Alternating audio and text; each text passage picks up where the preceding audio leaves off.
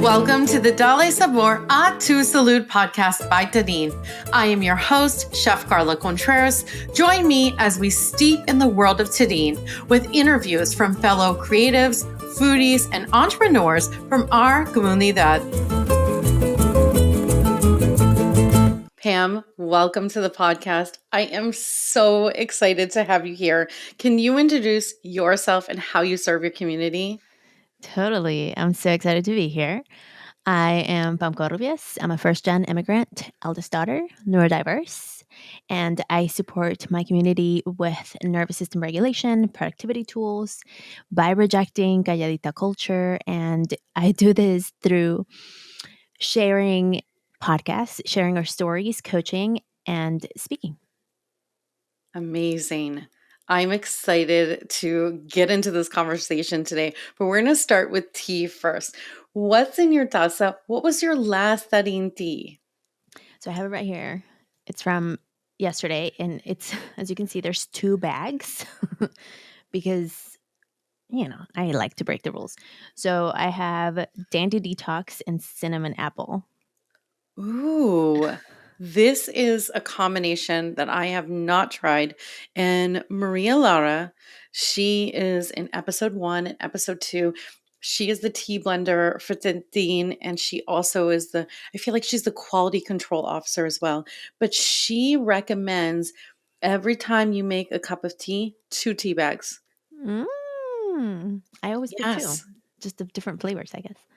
Different Yeah, flavors. but I like that flavor combination. Question, do you add water again on top of it? That's one of Maria Laura's things, so I want to ask if you do that. Yes. So I use, these are coffee sleeves that I make, and this is an 18-ounce mason jar. So I put a coffee sleeve because it gets really hot. But there's no mugs that are this big. And so what I No. do is I just fill it up with hot water, and then because it's such a large glass, I just do Yeah. half after. So I drink about half and then I Oh, fill it up again yeah. halfway through. And the sleeves are gorgeous. You have a store for this. We'll talk about all the Yeah. links at the end of this. Okay, awesome. Yes. So, with the teas, do you have a favorite right now that you're drinking? So I've been really into the Dandy Detox and the apple cinnamon, and my other favorite is pineapple ginger. Oh, pineapple ginger is a really delicious one. Yeah. That one has a ton of flavor to it. Yes. Oh, I'm so It's grateful like that you mentioned great for that one. digestion too. Yeah. Yeah, Mhm. I find out a lot of these things usually when I'm like, "Oh, this is a delicious night tea," and I'm like, "Why am I Just awake?" kidding. Oh, that's right. I need to look at the box because some of these teas have, there's so many that have caffeine free. We were talking about the pumpkin earlier, cinnamon apples, another one. These are all caffeine free, but some of them do have caffeine, like the pineapple blends. For sure. And for example, the apple, I don't have science behind this, but when I was a dancer, our teacher would tell us to eat an apple before class because it helps with memory. And he said that eating an apple was like drinking a cup of coffee. I don't know if this is true. I've not proven this. There's no studies behind it. But I also I don't know. Sometimes, even the blends, even though they're caffeine free, you can still get energized. Yeah, totally. Because there's all of those spices and there's different flavors inside of it. Right. That's so exciting. I love this. Let's talk about tea drinking culture when you were growing up. Did you drink tea when you were younger? All the time. I grew up with a grandmother who would literally have hierbas and things at all times brewing. And for some reason, when I was young, I would always have stomach problems. And of course, the manzanilla was a thing that was always in my cup. Yerba buena, which, it's such a extravagant name in Spanish and it's just mint or peppermint, I guess. Yerba buena, té de limón, also Yeah. lemongrass. I mean, I was drinking tea all the time. It was a thing for sure. And there were I sometimes I would get concoctions that I didn't know what was in them, And it was just like, drink it because it will make you better. And she was also very much about not just adding plants to whatever she was wearing, but also like a garlic, como se dice, un diente de ajo, like a garlic thing. Yeah. Or like she would also do té de cebolla, like onion tea. Yeah. Like so many, like the outside of the onion, the skin, the really thin skin, she would make that as a tea. Like so many things that, yeah, it was a thing for sure. Tea drinking culture was a So thing. much herbal medicine in Yes, there. for sure. For That's so sure. cool. Yeah, it is. Let's talk about ADHD. I saw this when I was connecting with you, first connecting with you and looking at your business. I was like, wow, this is fascinating. And I would love to ask a question about, for people that are not familiar, what is ADHD? And also, how does this play a role in your business and your life? Yeah. So ADHD, it stands for attention deficit hyperactivity disorder. And a few years ago, I don't know exactly how many, it used to be ADD and ADHD. Well, what happens is that, if you know or not, a lot of clinical trials and tests and studies are done to men and postmenopausal women, which leaves menstrual age women out of the studies many, many times. It's a thing, which, and it wasn't until studies were done on women that they realized that the hyperactivity also exists in women. It's just in the head, it's not in physically. So when women have ADHD, we're overthinkers. It's always all of these thoughts that exist in the head. Whereas men or boys, which is who gets diagnosed early, they show with hyperactivity by being hyperactive. But however, girls' hyperactivity is in the head. So ADHD is, and I share that because I still hear a lot of people say, "Oh, I have ADD," and I'm like, "Well, it's ADHD either way." It's just, it's fine. So ADHD is a variation in neurological development, and it affects people in various ways. There's not a one size fits all for ADHD, because we also have to know and understand our trauma, our lived experience, our cultural background, how much we've learned to mask our symptoms. And so everyone is different in their ADHD.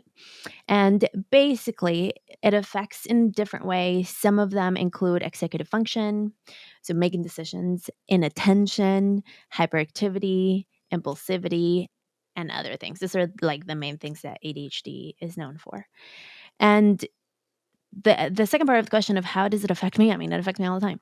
And I've also learned to embrace it in such a way that I think it's my superpower, because one, ideas are my unlimited resource. I know that I never run out of ideas. Now, what I need to be self aware and responsible is to know what to do with the ideas. And so, does it affect me? I don't know right now if I would say that it affects me, but it definitely takes part into my day to day, because as we exist in a world full of neurotypical people, neurodiverse folks have learned to mask it. And what is masking is literally when you work so hard, 10 times harder, to blend in to a classroom, to blend into the office, to blend into a meeting and not interrupt people. And there's so much that goes through a neurodiverse brain when you're existing in a neurotypical world, that we're exhausted all the time. And so what I've learned is to embrace it and to introduce myself as a neurodiverse person and to literally point it out. I mean, I do things in meetings, for example, when I meet with clients and they are like, this is going to be a 4-hour meeting. And I'm like, well, just so you know, I have to get up. I have to move my body. I have to doodle as you're talking to me for 4 hours, because I cannot, like, this is not a thing that my body physically can do. So if you actually want me to pay attention, you're going to have to understand that this is what I need to do. And that's how we just kind of like train folks to understand that's how we function. For me, the other thing is I work really fast also because I'm that person that watches videos at 2x, and my partner's like, "You're out of your mind. Like, I don't understand." I'm like, "What? This is like the perfect speed." And so I work fast. With working fast also comes inattention to detail. I miss details sometimes. Like, I don't see typos or little things that sometimes I go back and I'm like, OMG, this is because I was working so fast. I also could hyper focus, which is so you can get either you don't pay attention or you hyper focus on something because you're so curious about. And I could go into deep rabbit holes of research. One of my clients says, "You're like encyclopedia because you always know like random facts for random things." And I'm like, "Yeah, it's great." Also, I'm task avoidant. I always share that I'm a recovering procrastinator. And that's because my brain wants to avoid tasks that don't bring in dopamine because my brain is dopamine deficient. So ADHD brains don't produce as much dopamine as neurotypical brains. And for that reason, I seek the dopamine. And the dopamine comes from doing fun things, from doing immediate gratification things. And so having a lot of that self-awareness is really important to not self-sabotage where I'm going, my success, my desires, my goals, etc. Wow. It's so beautiful to hear all of the ways that it's very vast. So much. And you mentioned as part of your story, and I listened to your podcast, is that EFT was something that supported you early on. Can you tell us about how EFT has supported you with ADHD? And for people that are new, what is EFT? Totally. So EFT stands for Emotional Freedom Techniques, is a somatic, it's a self-regulation nervous system tool that supports our bodies and our nervous system.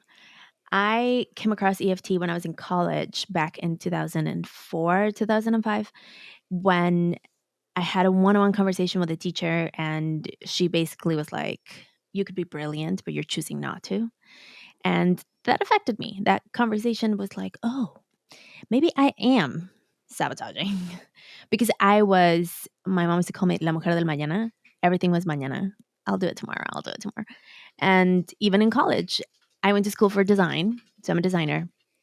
And projects in art school are month long.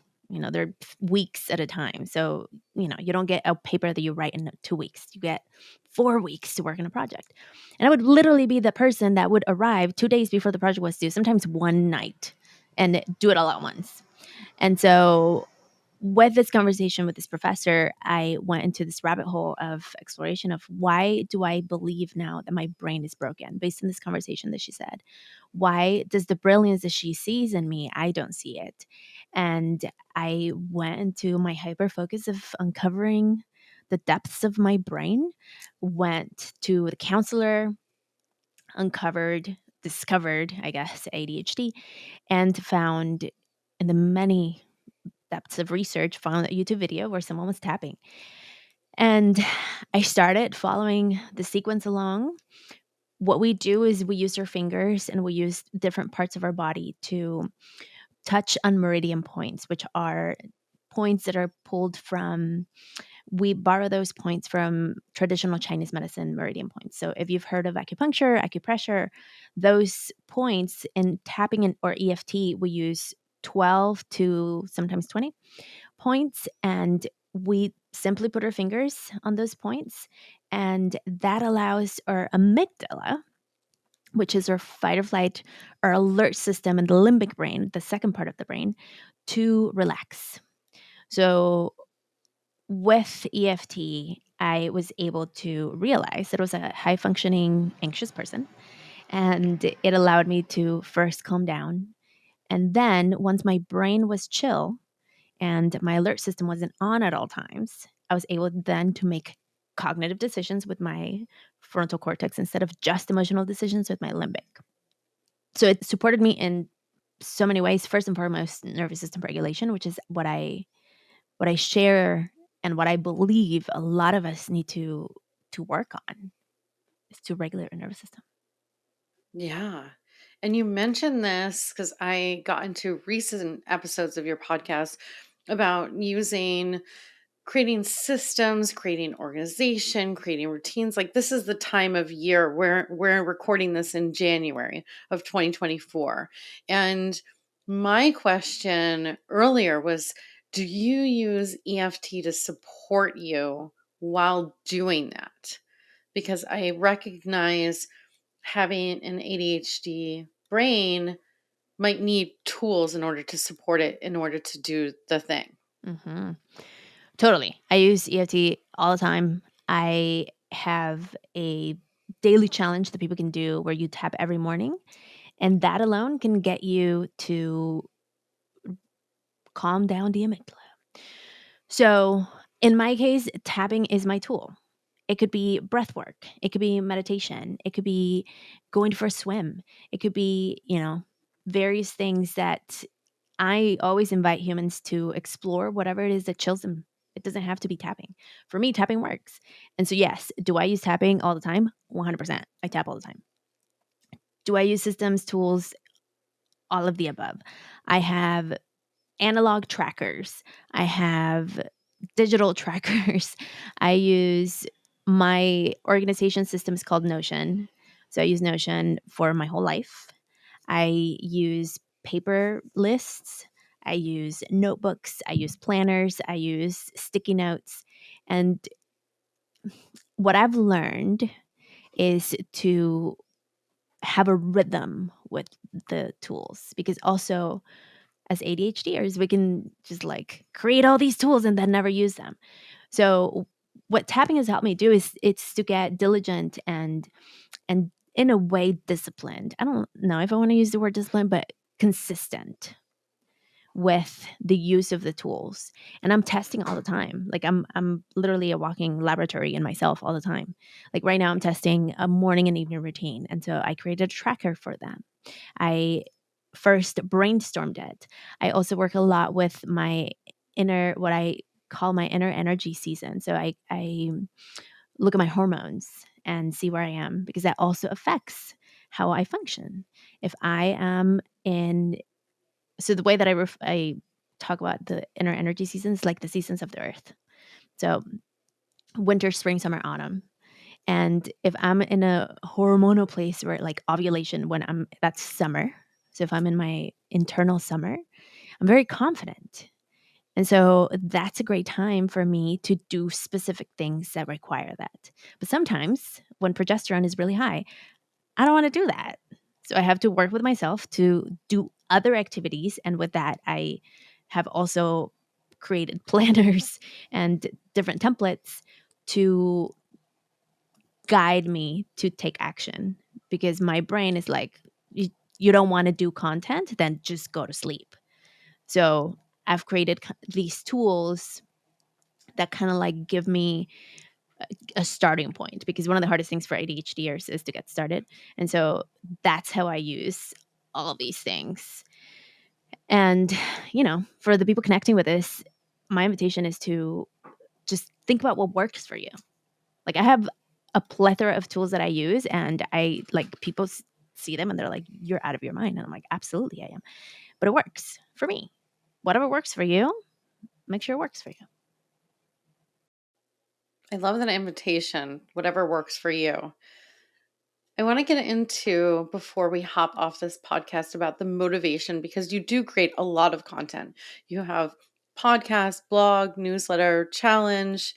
What is your motivation behind sharing all of this with people? I think I create the content that I wish existed, really. Because when I was in my early 20s and I had this conversation with this teacher, and I went and I just found a tapping video. Nobody was talking about how to help me. And so now, whether people use it or not, I share it, because if someone had shared when I was 21, you could have a morning routine and you can write it down and track it. That would have helped me so much. And I think it goes beyond you could have a morning routine. It's like, these are the things that I include in my morning routine because, that could be a guide also, like a starting point, which is what I always need. So my motivation is to leave the world better than I found it by sharing the things that work for me and allow people to use what works for them and throw away what doesn't. So brilliant. Mhm. So brilliant because it gives people permission to do whatever serves Yeah. them. So cool. Pam, how can we work with you? How can we find you? How can we support you? Thank you. You can find me at cafeconpam.com, CAFECONPAM.com, on the socials at Cafe Con Pam Podcast. That's where I am. And if you're interested and curious about tapping, we do lots of fun things inside of the Manis Pass. And it's an annual pass where you join, we tap, we do monthly tapping circles, we hold each other accountable, we have an online, what I call the online third space. And this is where we can hang out and co-work and get things done. And we have neurotypicals, we have neurodiverse. You come and you use whatever tools work for you, and we hang out and have lots of fun. And all of that is inside Cafe Con Pam. Thank you so much, Pam. I Thank you. appreciate you. Yes, of course. Gracias. Thank you so much for steeping in the world of Tadin. I am your host, Chef Carla Contreras. You can find Tadin at Tadin Teas on Instagram and more information in the show notes. If you're on iTunes or Spotify, please leave us a review. Adios.